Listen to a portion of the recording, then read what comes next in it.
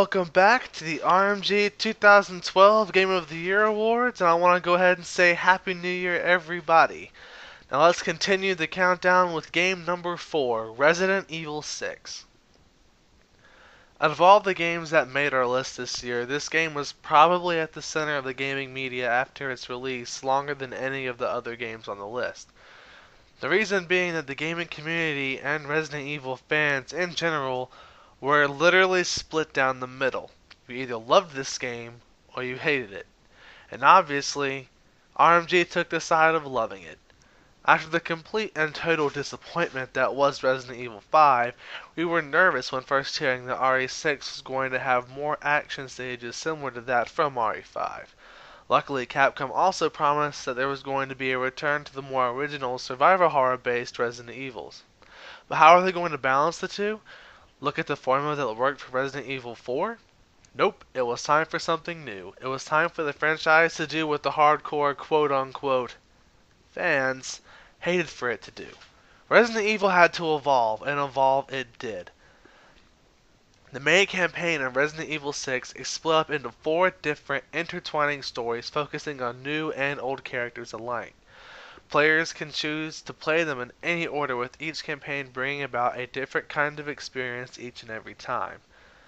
The Leon campaign is more based on the RE4 formula, and thus it was a playthrough that was officially recorded for the RMG channel, and it is the basis for the footage that I'm showing in this video. Chris's campaign focuses on the action sequences that were made famous by Resident Evil 5, and I feel as Jake's campaign is more of the mix between the two, while Ada's campaign, formerly the Secret campaign, is more about the classic Resident Evil puzzle solving.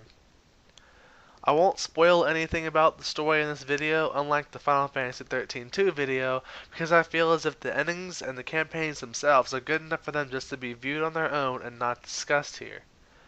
When you look at the gameplay of Resident Evil 6, you'll see one major improvement. You can now move while aiming and shooting for the first time in a numbered Resident Evil game.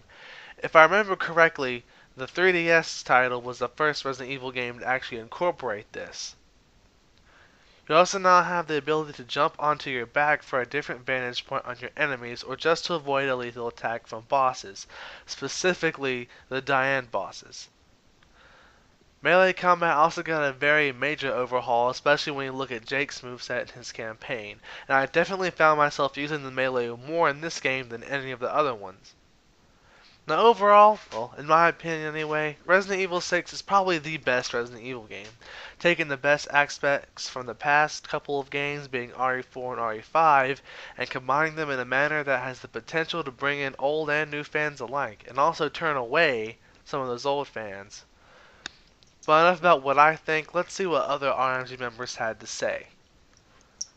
Chris says, Resident Evil 6 was a major improvement since Resident Evil 5, returning to a very well balanced horror, survival, and action game as opposed to 5's almost seemingly non-stop action. The intertwining story around the 3 separate campaigns, I don't think he missed Ada's there, but was the game's overall shining point, adding more interest to the current campaign you're working on, while making you wonder how exactly the other characters got to the point where the story actually intertwines. Which makes going through the next set of campaigns not a complete chore, but instead a new set of pieces to the giant puzzle. The only major disappointing aspects I found with Resident Evil 6 is that only in one campaign do you fight actual zombies, and still dealing with sometimes annoying camera angles. My favorite will probably always be RE2, but 6 proves to be a very solid contender. Alright, up next is game number 3.